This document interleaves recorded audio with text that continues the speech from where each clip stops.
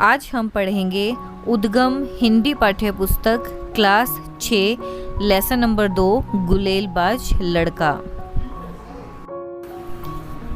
इस पाठ में लेखक अपने सहपाठी के हृदय परिवर्तन के बारे में बताते हैं। जब लेखक छठी कक्षा में पढ़ते थे तो उस समय उनका एक सहपाठी था जिसका नाम बोधराज था। सभी विद्यार्थी बोधराज से डरते थे क्योंकि वह एक गुलेलबाज लड़का था। सारा वक्त उसके हाथ में गुलेल रहती और उसका निशाना अचूक था। वह हमेशा पेड़ के नीचे खड़े होकर निशाना बांधता और पक्षियों के घोंसलों को तोड़ देता और उनके अंडों को घोंसलों से निकाल देता। एक बार लेखक की माँ लेखक से कहती है कि हमारे घर के पिछले हिस्से में एक बड़ा गोदाम है और वहाँ पर कबूतरों का डेरा है। वहीं पर टूटे रोशनदान के पास एक मैना का भी घोंसला है और कमरे के फर्श पर पंख और टूटे अंडे और घोंसलों के तिनके बिखरे पड़े हैं। तो तुम अपने मित्र बोधराज को कहकर उन घोंसलों को वहाँ से हटवा दो ताकि वहाँ पर साफ सफाई हो सके। तो लेखक ने अपने मित्र को वहाँ बुलाया और वो दोनों उस कमरे में चले गए जहाँ से उन्हें घोंसले हटाने थे। उस कमरे में जाते ही बोधराज ने अपनी गुलेल निकाल ली और घोंसले पे चलाने के लिए तैयार हो गया। परंतु तभी एक चील उस कमरे के रोशनदान में आकर बैठ जाती है।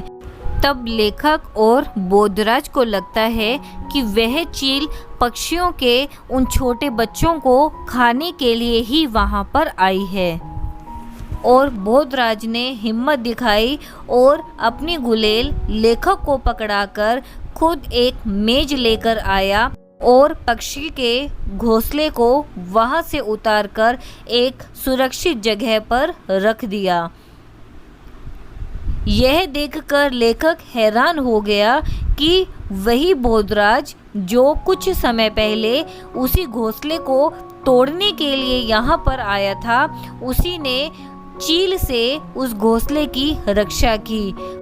बोधराज ने खुद अपने हाथों से मैना के छोटे बच्चों को पानी पिलाया और उन्हें चुग्गा या दाना खिलाया।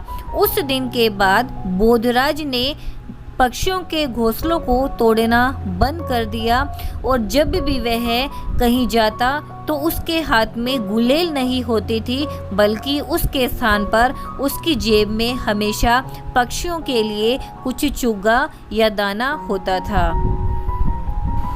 इस प्रकार बोधराज का हृदय परिवर्तन हो गया और वह हमेशा पक्षियों की सुरक्षा करने लगा। हमने इस कहानी में पढ़ा कि किस तरह एक लड़के का हृदय परिवर्तन हो जाता है। जो लड़का पहले खुद पक्षियों के घोंसलों को तोड़ता और उनके अंडों को नीचे गिरा देता, उसी लड़के ने मैना के बच्चों को चील से बचाया और उनको एक सुरक्षित स्थान पर लेकर चला गया। और उस दिन के बाद उसने पक्षियों को परेशान करना बिल्कुल बंद कर दिया और उनकी रक्षा करना शुरू कर दिया।